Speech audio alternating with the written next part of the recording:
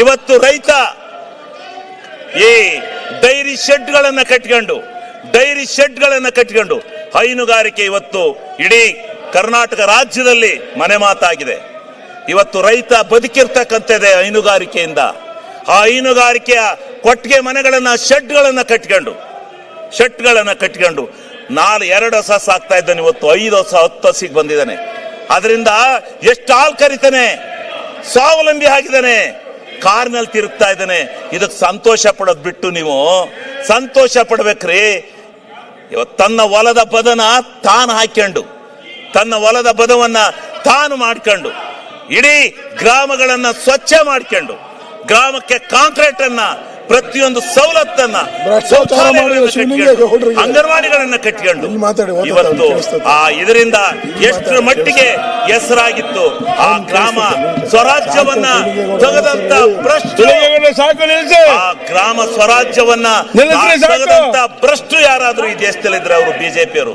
ಇವತ್ತು ಹೇಳ್ತೇನೆ, ಆ ಶಾಪ ಹಳ್ಳಿ ಗ್ರಾಮದ, ಆ ಗ್ರಾಮಸ್ಥರ ಶಾಪ, ಹಳ್ಳಿ ನಾಡಿನ ಶಾಪ ನಿಮಗೆ ತಟ್ಟುತ್ತೆ. ಒಂದು ದಿವಸ ತಟ್ಟುತ್ತೆ ನಿಮಗೆ.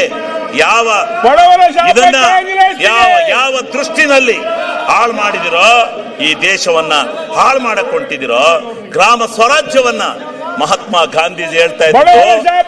ದಕ್ಷಿಣ ಆಫ್ರಿಕಾದಲ್ಲಿ ಹೇಳಿದ್ರು, ನನ್ನ ನಾಡು ಹಳ್ಳಿಯ ನಾಡು, ನನ್ನ ನಾಡು ರೈತರ ಬೀಡು, ಆ ಬೀಡು ಹಳ್ಳಿಯ ನಾಡು ಸ್ವರಾಜ್ಯ ಆಗ್ಬೇಕು, ಅದಕ್ಕೋಸ್ಕರ ನನ್ನ ತ್ಯಾಗ ಅಂತ ಹೇಳಿದ್ರು.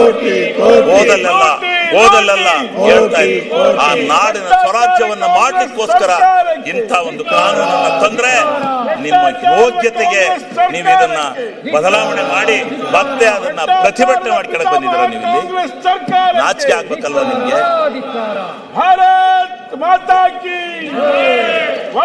ಏನು ಇಲ್ಲಿ ಒಂದಷ್ಟು ಜನ RSS ನರಿದ್ದಾರೆ, ಕೂಗ್ತಾರೆ. ಅವ್ರದ್ದು ಅದೇ ಬಂಡವಾಳ, ಕೂಗೋದೇ ಬಂಡವಾಳ. RSS ಕೂಗೋದು ಜಿಂದಾಬಾದ್ ಅಂತ, ಅದೇ ನಿಮ್ದು RSS.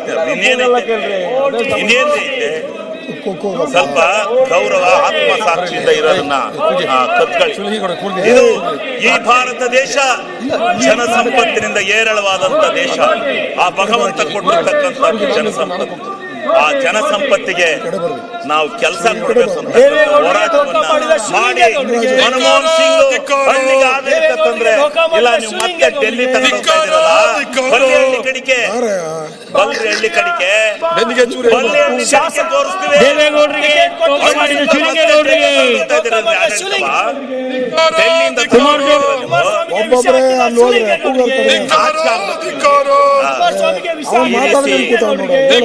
ಹಳ್ಳಿಗಳ ಈ ಸಂಪತ್ತನ್ನ, ಈ ಜನಸಂಪತ್ತನ್ನ ಜವಾಬ್ದಾರಿ ಭಗವಂತನ ಮೇಲೆ, ಆ ಭಗವಂತ ಕೊಟ್ಟಿರ್ತಕ್ಕಂಥ ಆ ಮನಮೋಹನ್ ಸಿಂಗ್ ರವರು ಅವತ್ತು ತೆಗೆದುಕೊಂಡಂತ ನಿರ್ಧಾರ ಈ ಹಳ್ಳಿಯ ಸಂಪತ್ತನ್ನ, ಎಷ್ಟು ಭವಿಷ್ಯವನ್ನ ಉದ್ಧಾರ ಮಾಡಿದೆ ಅಂತಕ್ಕಂಥದ್ದನ್ನ ನೀವು ತಿಳ್ಕೋಬೇಕು ಅಂತಕ್ಕಂಥದ್ದನ್ನ ಸಂದರ್ಭದಲ್ಲಿ ಹೇಳಿ, ಯಾವ